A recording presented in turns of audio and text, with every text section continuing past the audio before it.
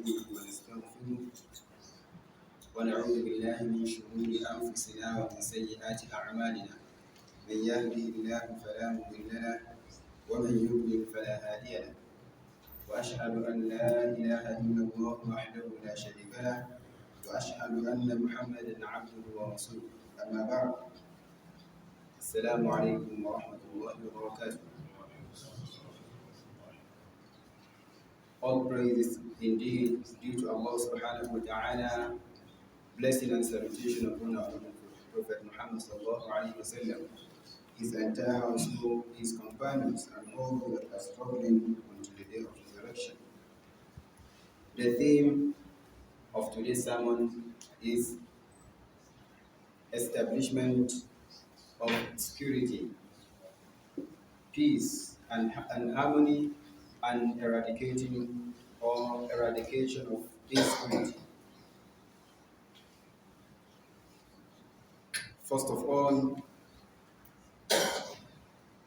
Malam mentioned in his khutbah that, O humankind, I'm enjoining you and enjoining myself to be conscious of Allah subhanahu wa ta'ala, because the consciousness of Allah is the provision and as well our success both in this world and in the hereafter. And when we talk about security, is something we all know. He has talked about it last week regarding the importance of security in the life of the believers. And he has analyzed a lot of things by citing examples, which I believe in that it is ماذا إن في ذلك لآيات لأولي الأبصار. It is that one, that his analysis is enough for us, and that is for those who possess understanding. My dear respected brothers and sisters in Islam, it is something we are all aware that indeed every country, every state, they are all striving, working hard, trying their best in order to establish both internal and external security for their citizens, trying their best to hold every means in a way that they can establish security and eradicating insecurity. But there are ways that security can be established. Peace of mind, harmony, having rest of mind, that can be achieved by putting some things into consideration. Otherwise, the reverse will be the case. And from the way that security, rest of mind, peace, and harmony can be established, we must have the following into consideration. Number one, iqamatul adl, establishment of justice. We must be just to ourselves, both in our expression and as well in our action, because it is part of what Allah repeated in several ayat in the Quran. From it, Allah commanded in his mighty book, which is in the Quran, that indeed, that inna Allah ya'muru bil 'adli wal ihsan, that indeed Allah is commanding the following. In this ayah I'm going to recite, Allah commanded three things. He enjoined three things and prohibit three things. He discouraged us from three things. One, he now said, Inna Allah ya'muru bil 'adli wal ihsan. The first one is al-'adl. Allah is commanding justice. He's commanding us to act, to be just to one another. The second one, wal-ihsan, good conduct, act of kindness. Wal-ihsan, the third one, wa-ita'i dhil qurba, helping the kith and kin, that is your close relatives. Allah is commanding you to give them a helping hand, most especially in this situation of hardship we are living in. Give them a helping hand, those that are close to you. Help them.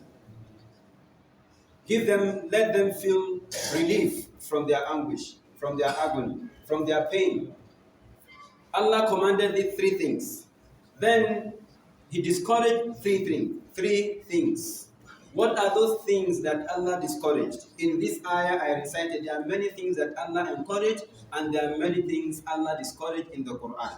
But in this particular ayah, Allah also prohibits three things. One, He now says, وَيَنْهَى عَنِ الْفَحْشَاءِ, Allah prohibits immorality. He forbids any forms of immorality. Illegal sexual, and so many atrocities, disobeying Allah and His Messenger.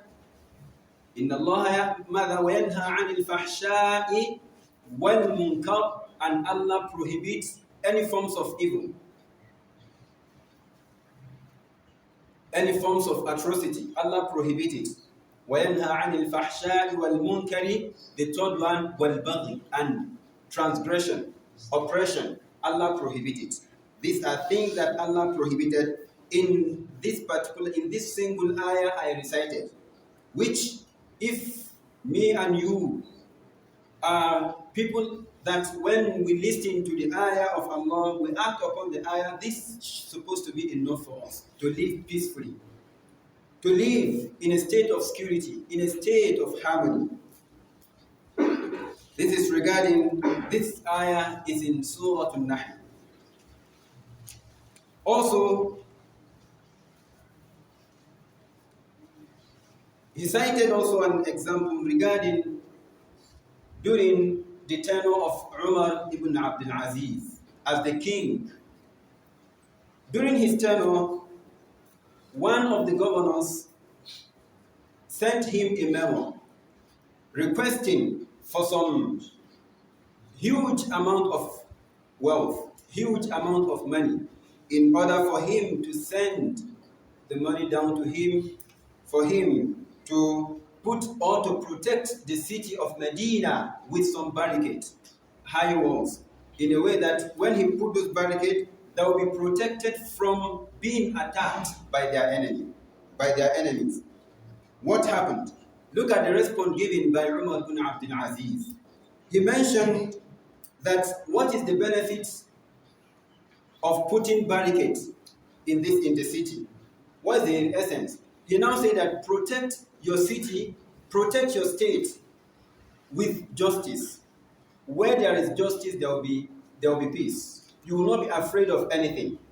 The reason why we are being afraid, we can't sleep well, we are in a state of fear, is because we are not being just to ourselves. The elites, the rich ones, are not showing compassion to the poor one. Our elites, our rulers, are not showing compassion to the followers. People are living in a state of hunger, in a state of fear, and these our people have the chance of eradicating this, but they show no concern, because they are there. They think they are always they are safe, while they themselves they can't walk alone, because there is no justice among the ummah of the Prophet Muhammad sallallahu alaihi wasallam. And the Prophet sallallahu alaihi wasallam mentioned in a hadith, "Man la yarham nas, la yarhamhu Allah." Whoever is not showing compassion. If whoever is not showing compassion to people, to mankind, to the people living on the face of the earth, then Allah will never show compassion to the person. Allah will not be merciful to the person. And if Allah distances you from His mercy, that means Jannah is prohibited for you to enter. May Allah save us. This was the response given by Umar bin Abdul Aziz to this governor. Then he now said that protect the city with justice and as well clear the path of the city from injustice. Where there is justice, where they are demonstrating justice, that place, inshallah, Allah will automatically bestow them with peace. Also, the second one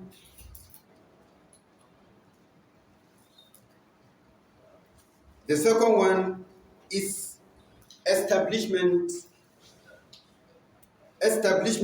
of the concepts of consciousness of Allah, at-taqwa.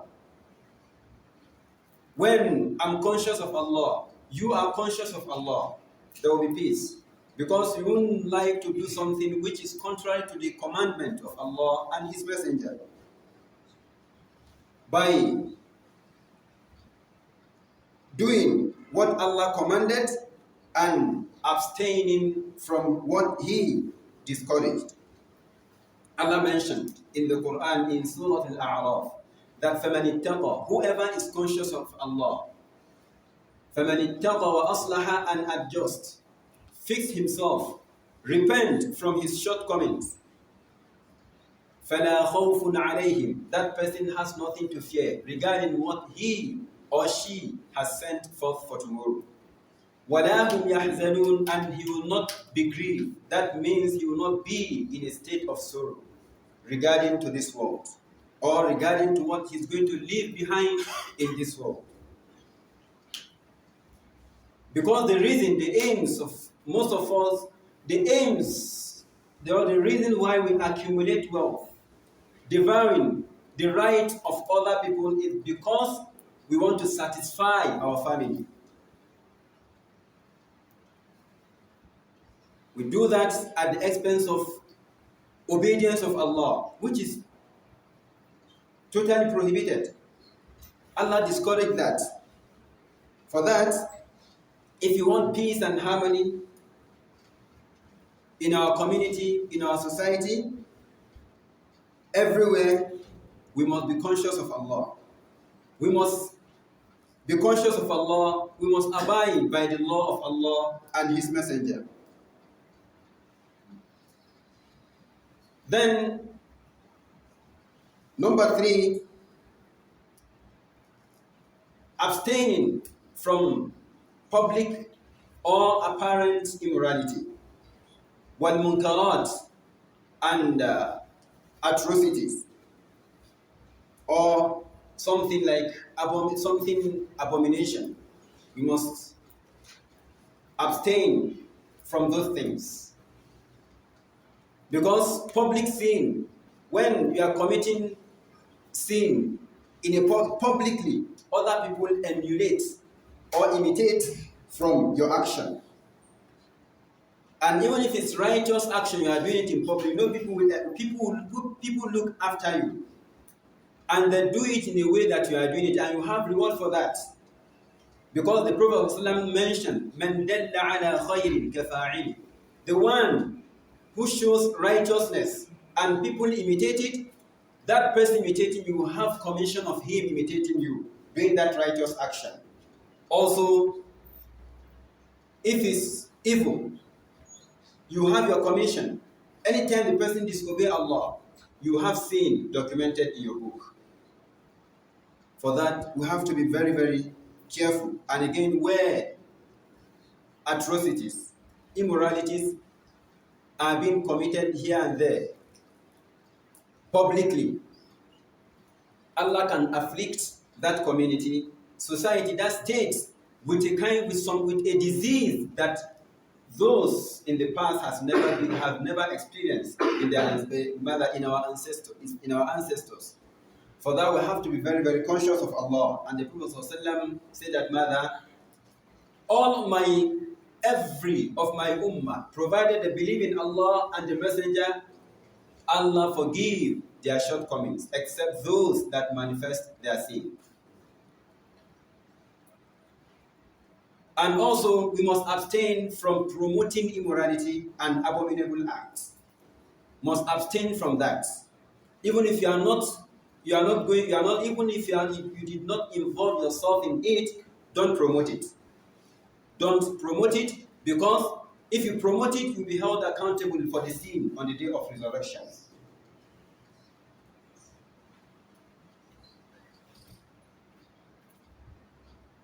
There are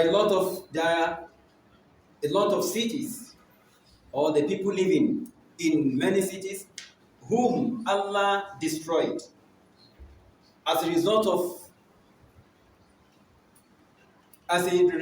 of their promoting immoralities or indulging in corruption here and there, different types of corruption. People not being conscious of Allah, or not thinking that their life or their soul can be seized from them at any moment. They don't think of that. يُحِبُّونَ الدُّنْيَا وَيَنْسَوْنَ الْآخِرَةِ. They love the world, the things of the world, and they forget about their akhirah. They forget about them held accountable for their action on the day of resurrection. We always think, or having a kind of long thought that yes, I'm going to reach tomorrow, or other things, while the reverse might be the case. You might not reach even the next minute. The life is in the hand of Allah. So Allah destroyed a lot of cities as a result of their corruption, atrocities, criminal acts. And Allah have never destroyed city except He must have sent reminder to them for them to adjust. That is why He mentioned in the Quran that وَإِذَا أَرَدْنَا أَن نُهْلِكَ قَرْيَةً أَمَرْنَا مُتْرَفِيهَا فَفَسَقُوا فِيهَا فَحَقَّ عَلَيْهَا الْقَوْلُ فَدَمَّرْنَاهَا تَدْمِيرًا. Allah mentioned in the Quran that if we intend destroying cities, then what's going to happen is this. أَمَرْنَا مُتْرَفِيهَا. We are going to command the affluent, the rulers, the elites. We will command them to obey Allah. We will tell them, we will instruct them by telling them, this is the message of Allah. This is what Allah said, but they will go contrary to that. We will tell them, we will command them to establish justice. We will command them to be kind or to be merciful to those that are under them. We will command them to abstain from any forms of transgression, from any forms of oppression. Then if Allah announced that if we command them to do that, then فَفَسَقُوا فِيهَا, instead of them to accept the commandment of Allah, they will go contrary to Allah's command. They will start disobeying Allah. Then فَحَقَّ عَلَيْهَا الْقَوْلُ فَدَمَّرْنَاهَا تَدْمِيرًا. The word of Allah will now come to pass. The word, that is the decree of destruction. That destruction will now come to pass. Allah will now destroy them with a complete destruction, because they've warned them, but they disobeyed. Allah sends messenger for them to deliver His message in order for us to be in the right way, to be in order. But if we disobey Allah, we disobey the message of Allah and His messenger, then I think Allah will afflict us, whether with disease or insecurity, fear, in a way that He will appoint the people, the elite will be oppressors, that they will be oppressing the down one, because we are disobeying Allah.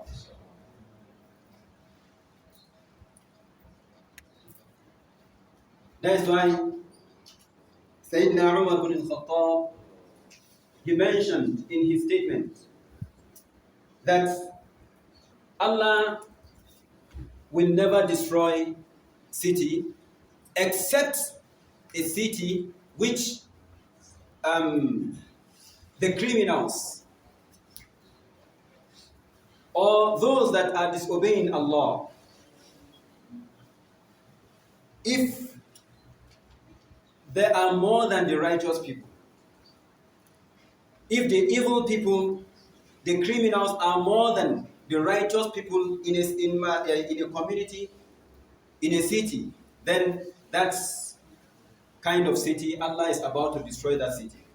Especially when they don't have people that will reform them, will remind them about the word of Allah. Then, number 4, regarding to means that can give us all, that can establish security and eradicating insecurity, we must apply the principles of nasiha, that is advice. We must advise one another.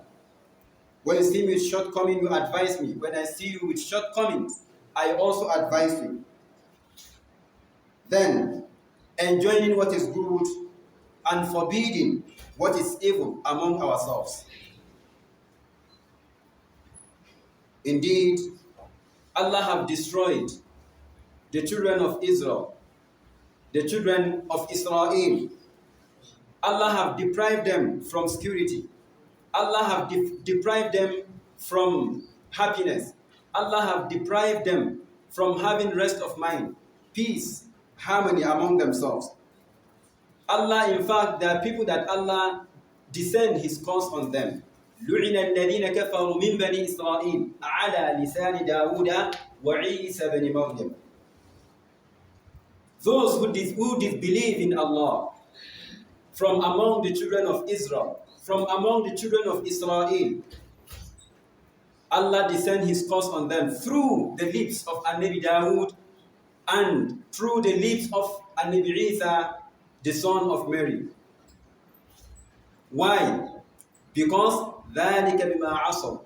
One of their shortcomings is this: they disobey Allah. They disobey the message brought by their messenger. They also disobey their messenger. ذَلِكَ بِمَا عَصَوْا وَكَانُوا يَعْتَدُونَ. And there are people that used to transgress. They go beyond their limits. Thirdly, كَانُوا لَا يَتَنَاهَوْنَ عَنْ مُنْكَرٍ فَعَلُوهُ. There are people who does not enjoin one another regarding al-munkarat, regarding atrocities, which people used to commit. They don't forbid them one another regarding al-munkarat, atrocity, fa'alu, which they committed. لَبِئْسَ مَا كَانُوا يَفْعَلُونَ. Allah now said that how wretched, despicable indeed regarding to their action. And Allah, in this, had it been they used to reform, they used to remind themselves about Allah. They used to deprive or push them away from the evil they used to commit. Allah will not destroy them, because that is part of the sunnah of Allah. Wallahu, indeed, Allah subhanahu wa ta'ala demonstrated the importance of reformers. He now mentioned that وَمَا كَانَ رَبُّكَ لِيُهْلِكَ الْقُرَى بِظُلْمٍ وَأَهْلُهَا مُصْلِحُونَ. Allah will never destroy a city unjustly as long as they are reformers, as long as there are people who tell them about Allah. Allah will never destroy that kind of city. For that, their destruction is not out of injustice. But so amazing enough, today, the reformers, the scholars who are telling people regarding the message of Allah and His messenger are now the targeted people. They are people that people make fun, mock them today. They target to some people even target to kill them. These are reformers who serve as divines to peace, to security, to harmony. But those the offenders, the criminals among mankind are now trying to slay them, to kill them.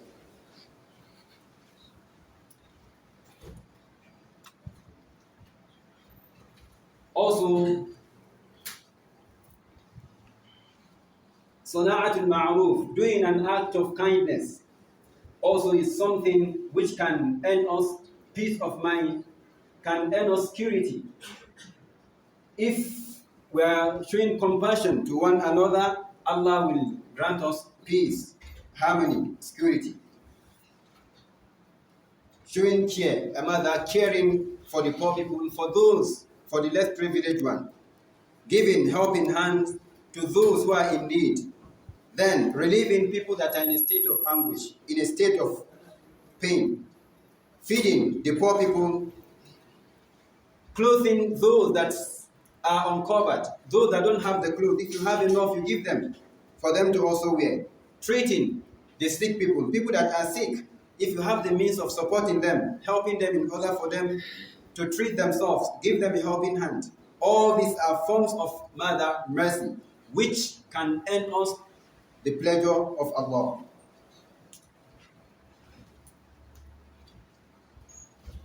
And Allah will never descend His mercy upon Ummah, provided the Ummah are showing compassion to one another. May Allah grant us understanding, and may Allah count us among those who adjust themselves all, and those who listen to the message of Allah and adjust.